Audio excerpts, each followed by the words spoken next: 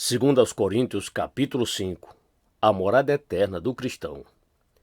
Estamos certos de que, se esta nossa temporária habitação terrena em que vivemos for destruída, temos da parte de Deus um edifício, uma casa eterna nos céus, não construída por mãos humanas.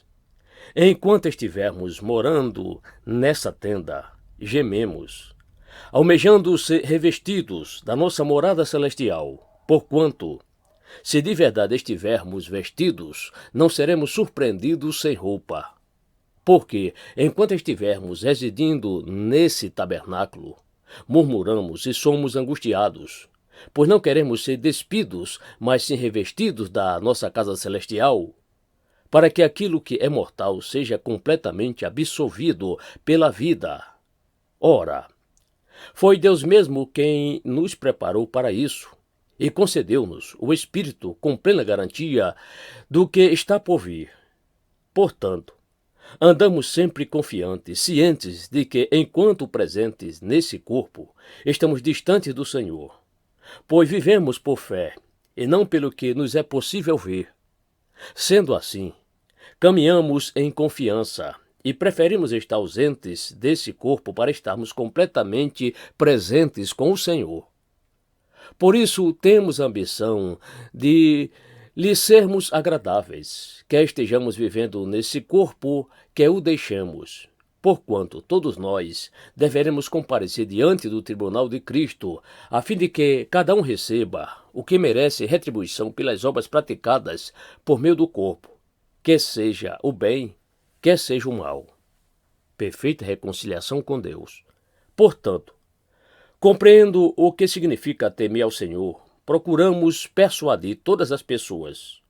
O que somos está manifesto diante de Deus, e esperamos que, semelhantemente, esteja bem claro em vossas consciências. Não estamos tentando outra vez nos recomendar a vós, mas vos concedemos a oportunidade de vos orgulhardes por nossa causa, de maneira que tenhais resposta para os que se orgulham das aparências, e não do que está no coração. Pois se enlouquecemos, é por amor a Deus. Se conservarmos o juízo, é porque vos amamos. Porquanto o amor de Cristo nos constrange, porque estamos plenamente convencidos de que um morreu por todos, logo, todos morreram. E ele morreu por todos para que aqueles que vivem já não vivam mais para si mesmos, mas para aquele que por eles morreu e ressuscitou. Assim, de agora em diante, a ninguém mais consideramos do ponto de vista meramente humano. Ainda que outrora tivéssemos considerado a Cristo, assim agora. Contudo, já não o conhecemos mais desse modo. Portanto, se alguém está em Cristo, é nova criação. As coisas antigas já passaram, eis que tudo se fez novo. Tudo isso provém de Deus, que nos reconciliou consigo mesmo por intermédio de Cristo e nos outorgou o ministério da reconciliação. Pois Deus estava em Cristo reconciliando consigo mesmo o mundo, não levando em conta as transgressões dos seres humanos, e nos encarregou da mensagem da reconciliação. Portanto, somos embaixadores de Cristo, como se Deus nos encorajasse por nosso intermédio. Assim vos suplicamos, em nome de Cristo, que vos reconcilieis com Deus. Deus fez daquele que não tinha pecado algum a oferta por todos os nossos pecados, a fim de que nele nos tornássemos justiça de Deus.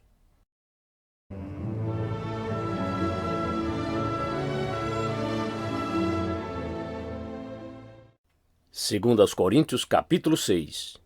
E nós, como cooperadores de Deus, vos exortamos a não acolher a graça de Deus de forma inútil. Porquanto, diz o Senhor, eu te ouvi no tempo oportuno e te socorri no dia da salvação.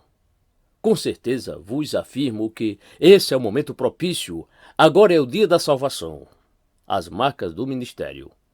Não damos motivo de escândalo em atitude alguma, a fim de que nosso ministério não seja achado em falta. Ao contrário, como servo de Deus, recomendamo-nos, de todas as maneiras, em muita perseverança, em sofrimentos, privações e tristezas, em açoites, prisões e tumultos, em trabalhos árduos, noites sem dormir e jejuns, em pureza, conhecimento, paciência e bondade, no Espírito Santo e no amor sincero, na palavra da verdade e no poder de Deus, com as armas da justiça, tanto no ataque como na defesa, por honra e por desonra, por difamação e por boa reputação, tidos por desonestos, mas sendo verdadeiros, como desconhecidos, porém bem conhecidos, caminhando como quem está prestes a morrer. Mas eis que vivemos, torturados, mas não mortos, entristecidos, mas sempre felizes, pobres, mas enriquecendo a muitas pessoas, nada tendo, mas possuindo tudo. Exortação a uma vida santa. Ó irmãos em Corinto, temos falado francamente convosco, com nosso coração aberto. Nosso amor fraternal por vós não está restrito. Contudo, vós tendes limitado vosso afeto para conosco. Em termos de justa retribuição, vos falo como a filhos. Abri, pois, também os vossos corações. Jamais vos coloqueis em julgo desigual com os descrentes. Pois o que há de comum entre a justiça e a injustiça? Ou que comunhão pode ter a luz com as trevas? Que harmonia entre Cristo e Belial? Que parceria pode se estabelecer entre o crente e o incrédulo? E que acordo pode existir entre o templo de Deus e os ídolos? Porquanto somos santuário do Deus vivo. Como declarou o próprio Senhor, habitarei neles e entre eles caminharei. Serei o seu Deus e eles serão o meu povo. Portanto, saí do meio deles e separai-vos, diz o Senhor, e não toqueis em nada que seja impuro, e eu vos receberei. Serei para vós pai, e sereis para mim filhos e filhas, diz o Senhor Todo-Poderoso.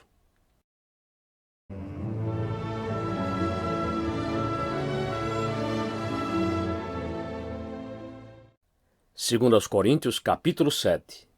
Amados, visto que temos essas promessas, purifiquemo-nos de tudo que possa contaminar o corpo e, por conseguinte, a alma, aperfeiçoando a santidade no temor de Deus.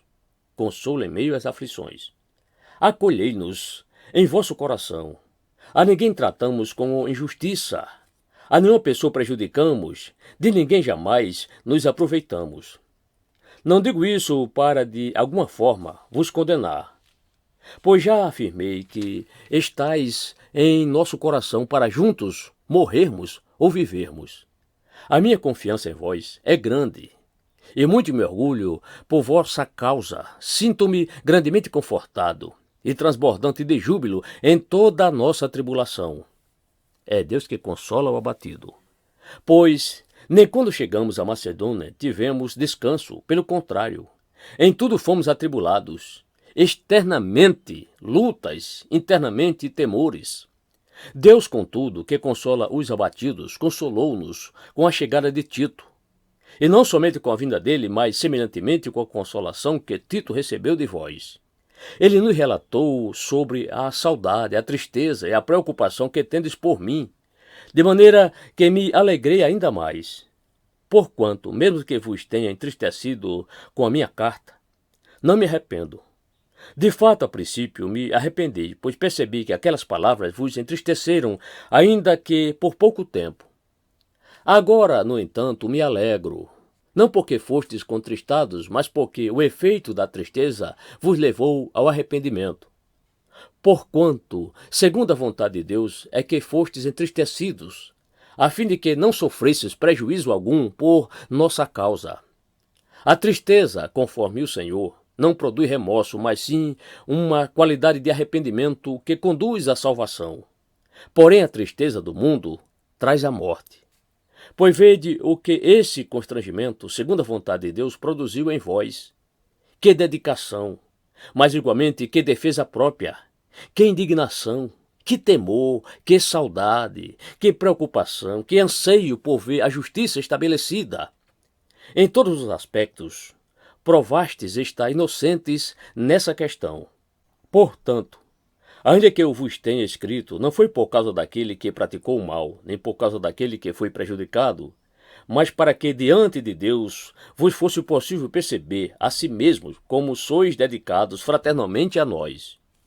Por todas essas manifestações de afeto, somos revigorados. Além do ânimo que recebemos, alegramo-nos muito mais ao contemplar a alegria de Tito, porquanto sua alma semelhantemente foi contemplada com o encorajamento que recebeu de todos vós. Pois eu havia declarado a ele que estava orgulhoso de vós, e não fui decepcionado por vós. Mas como tudo que vos afirmamos era verdade, assim também o orgulho que manifestamos a Tito se provou verdadeiro.